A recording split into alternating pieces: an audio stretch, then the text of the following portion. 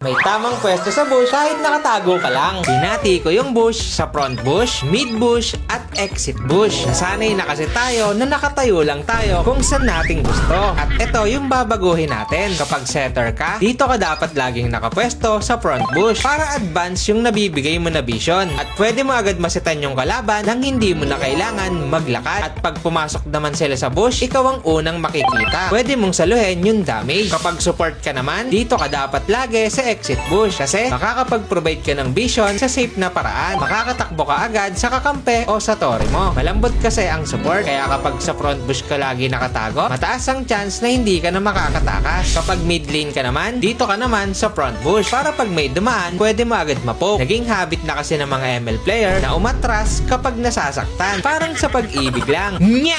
Kaya ang mindset nila, magbabak agad, maaaurahan mo agad. Kapag marksman naman, depende na to sa'yo. Pwede ka mag front bush kapag ang hero mo ay may dash o may available ka na spell na pwede mong maging panakas o pang-go. Pero kapag wala ka ng mga to, mas okay kung sa exit bush ka lang para hindi ka nako-corner. Kaya mo pa rin naman mag-follow up ng damage kahit dito ka nakapwesto. Pero naiiba to kapag may kalaban ka na Franco, Nova at Selena. May tamang bush din kasi dito. Dapat lagi kang nakapwesto dito sa tinatawag natin na exit bush or front bush. Bakit? Sa gitna kasi kadalasan nag-i-skill ang mga to. Mas malaki ang chance na hindi ka tamaan kapag nakatayo ka sa gilid ng bush. At yun lang. Simple lang yung tips na to. Pero kapag nakasanayan mo, malaki yung pwedeng mabago sa laro mo. Sana may natutunan kayo. Sana makatulong!